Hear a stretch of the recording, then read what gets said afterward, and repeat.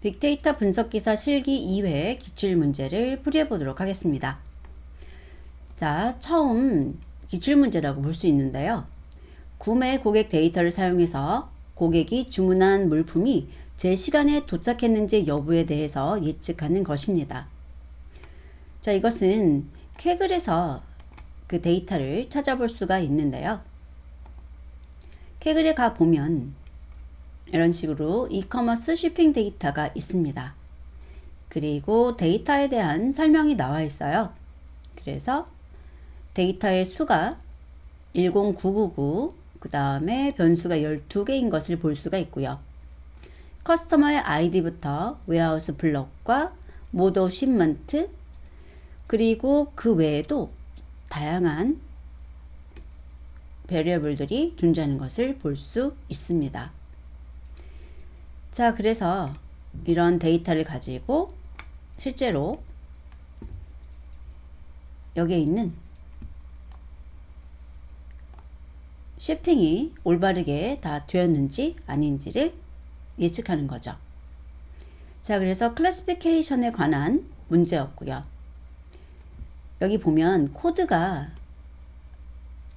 많이 올라와 있는데요. 많은 분들이 여기에다가 작업을 하고 공유한 내용이라고 보시면 됩니다. 그래서 이런 것들을 클릭해서 보시게 되면 이제 어떻게 풀이를 했는지 보실 수가 있어요. 자, 그래서 여기 보시면 전자상거래 배송 데이터를 가지고 어떤 식으로 자료가 만들어졌고 또 어떤 식으로 제출해야 되는지, 그리고 어떻게 읽고 제출하는지 이런 것들이 세부적으로 나와 있습니다. 그리고 풀이 예시들을 만들어서 넣어뒀죠. 그래서 이런 식으로 쭉 살펴보시고 여러분께서 이런 식으로 작업을 하는구나 볼 수 있는 자료라고 보시면 되겠습니다. 자, 그래서 제가 풀이한 것 이외에도 여기에 있는 다른 풀이들을 보시고 이렇게 푸는구나 라는 것들을 조금 더 살펴보실 수 있습니다. 자, 그러면 저랑 같이 가장 간단하게 풀이를 해볼 텐데요. 먼저 제가 그 문제를 풀 때 여기 있는 데이터가 똑같이 제공된 것이 아닙니다. 뭔가 잘못된 데이터를 가지고 있는 컬럼이 하나 있었는데요. 보면 이런 식으로 숫자로 돼 있어야 되는 데이터에 별표 표시가 같이 붙어 있어서 이것을 해결해야만 올바르게 작업할 수 있는 것이 같이 포함되어 있었어요. 여기 보시면은 레이팅이라고 하는 컬럼에 데이터들이 들어있는데 지금 얘를 갖다가 인포 해서 출력을 하게 되면 오브젝트 타입으로 표시가 됩니다. 근데 이제 문제지에서 어떻게 나와 있었냐면 이 컬럼이 숫자라고 나와 있었어요. 자, 그래서 그 문제지에 맞게끔 DF의 레이팅에 대해서 as 타입을 이용해서 int 타입으로 바꾸려고 시도를 했습니다. 자, 그런데 문제가 있어요. 뭐냐면 int로 바꾸려고 했는데 이렇게 별표가 포함된 것이 들어있어서 바꾸지 못한다는 거죠. 자, 그래서 사전에 이 별표 표시를 없애는 작업을 해 주어야 하는 것이었어요. 자, 해결 방법이 여러 가지 있을 수 있겠는데요. 리플레이스를 사용하게 되면은 저희들이 이 별표에 대해서 없앨 수 있습니다. 다만 레귤러 익스프레션을 써서 일부 내용을 찾아서 바꿔줘야 되는 거예요. 그래서 regex를 true로 주셔야 되죠. 그래서 여기 있는 replace는 별표를 찾아서 없애라 라고 하는 건데 이 별표는 레귤러 익스프레션에서 특별한 기능을 하는 메타 문자입니다. 그래서 escape를 하나 넣어준 거예요. 자, 그리고 나면은 별표라는 문자가 제거가 되고요. 그것을 정수로 바꾸는 작업을 해보도록 하겠습니다. 자, 그러면 int 64로 바뀌는 걸 볼 수 있죠. 자, 그리고 한 가지 방법을 더 보도록 할 텐데요.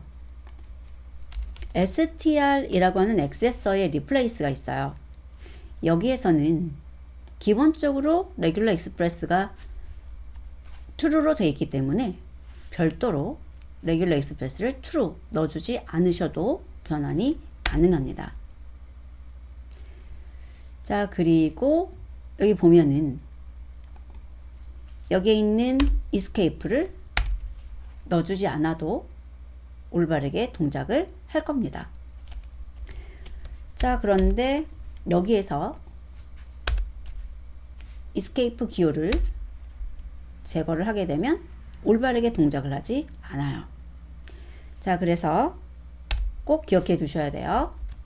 리플레이스를 할 때 일부 내용만 변경하고 싶은 거라면 .replace에서는 regular express는 true 라는 걸 넣어 주셔야 되고요.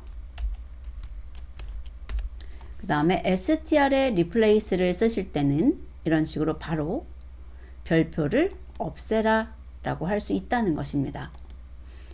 그리고 가능하다면 이런 것들은 이렇게 escape를 넣어주는 것이 조금 더 좋아 보이고요.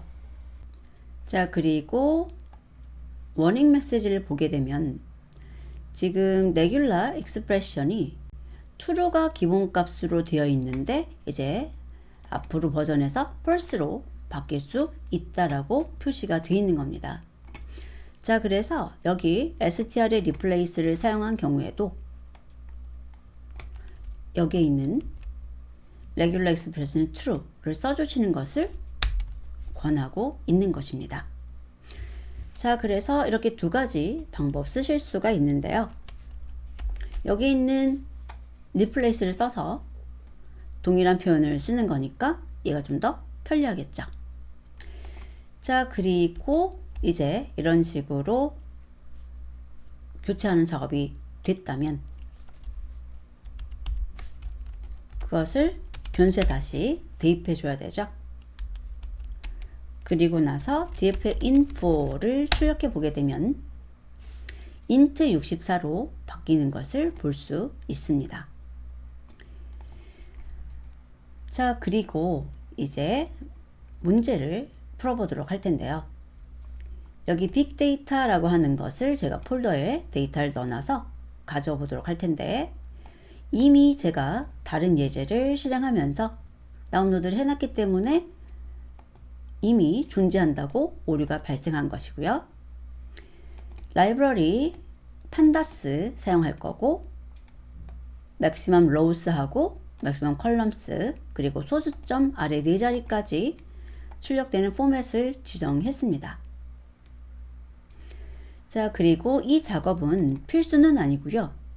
이제 제가 이 캐글에서 데이터를 다운로드 받았는데 이 데이터 같은 경우에 지금 train.csv만 존재합니다. 그래서 저희들이 시험 볼 때 하고 좀 구성이 다르죠. 그래서 다운로드 받은 것을 빅데이터 아래에 first train.csv라고 저장을 했고요. 그 데이터를 두 개로 나눌 거예요. 그래서 사이즈를 6대4 정도로 나누고 그 다음에 여기 나오는 제때 도착했는가 여부를 층화 추출로 사용을 하고 자, 그래서 트레인하고 테스트 데이터로 나눴습니다. 그리고 yTrain은 id하고 그 다음에 도착 여부에 대한 것을 저장을 했고요. 그 다음에 그 xtrain에서 reached on time yn 이라는 것을 제외한 나머지를 모두 다 xtrain이라고 저장을 했어요.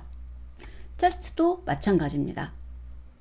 그리고 이 중에서 여기 나오는 ytest 값은 사실 제공되지 않는 거죠. 시험에서는 시험에서는 하나, 둘, 세 가지만 제공됩니다.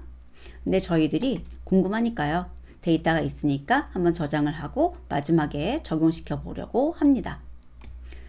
자, 그래서 얘는 이제 시험 환경하고 똑같이 파일을 만들어 본 거고요. Xtrain, Ytrain, 그리고 Xtest라고 하는 세 가지 파일을 생성했습니다. 이것은 빅데이터 말고 이 바깥에 생성이 될 거예요. 자, 그리고 시험에 제공되진 않지만 우리가 이미 알고 있는 거니까 정답 파일도 넣어보죠. 자, 그리고 나서 쉐입 한번 확인했습니다. 보면은 학습에 사용할 수 있는 데이터가 6,599개, 그리고 제출할 데이터 4,400개 준비를 한 것입니다. 자, 그러면 시작해 볼까요? 먼저 학습에 사용할 데이터, 그리고 제출용 데이터를 읽어오는데요. 저는 이름을 X, Y, X Submission으로 줄 거고요. read CSV를 이용해서 해당하는 파일을 읽을 겁니다. 그리고 지금은 제가 바로 만든 것이라서 그냥 이렇게 경로 없이 주시면 되고요.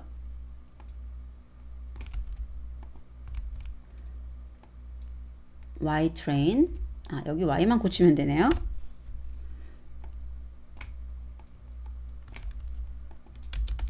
그리고 Xtest. 자, 그리고 나서 읽어와서 올바르게 됐는지 X의 shape, Y의 shape과 X submission의 shape을 출력해 볼게요. 자, 올바르게 읽어왔고 크기도 올바른 것을 볼 수 있습니다. 자, 그러면 이제 저희가 트레이닝하는 데이터랑 제출하는 데이터랑 동일한 전처리가 되어야 되죠. 그래서 이 두 개의 파일을 합쳐서 dfx라고 이름을 줘보죠. 그리고 여기서는 concat이라는 것을 사용할 거고요. concat에서는 이런 식으로 목록으로 줘야 되니까 x를 위쪽에, x submission을 아래쪽에 넣어서 저장을 하고요. axis 0이 기본값이니까 입력하지 않으셔도 되지만 보다 명확하게 넣어 보았습니다. 그리고 dfx라는 것에 shape 한번 출력해 볼게요. 그러면 10999 그 다음에 11개의 컬럼인 걸 볼 수 있고요. 자, 그러면 이렇게 X데이터가 준비됐을 때 가장 처음에 하는 작업 뭐죠? info는 꼭 봐야 되죠. 그래서 info는 별도로 프린트를 하지 않고 그냥 이렇게 출력하시면 돼요. 바로 출력되는 메서드입니다. 이런 shape 같은 경우는 나중에 실제로 환경에서 출력해 보고 싶을 때 프린트를 넣어야 되거든요. 근데 info는 프린트 안 하셔도 돼요. 얘를 프린트 하게 되면은 내용 나오고 맨 마지막에 none이 하나 더 나오거든요. 그게 왜 그러냐면 지금 얘가 반환하는 게 none 값이고 그 none 값을 또 출력했기 때문이에요. 그래서 info라고 하는 것은 별도로 프린트를 하지 않는 것이 올바른 사용 방법입니다. 자, 그러고 보니까 굉장히 기분이 좋죠. 왜요? 결측치가 없습니다. 그리고 타입에 대해서 반드시 확인해 주셔야 되는데 지금 여기다 좀 정리 좀 할까요? 결측치는 없지만 웨어하우스 블럭과 모드 오브 shipment, 그 다음에 프로덕트 임포턴스, 젠더라고 하는 4개가 오브젝트 타입이에요. 그래서 이것들은 적절한 변경이 필요하다는 거죠. 그래서 얘는 형변환이 필요하다. 그래서 엔코딩 대상이라는 것을 기억하면 되고요. 자, 그럼 본격적으로 데이터 전 처리를 들어가도록 하겠습니다. 전 처리 조금 시간이 걸리죠? 그래서 영상 끊고 다음 영상에서 해보도록 하겠습니다.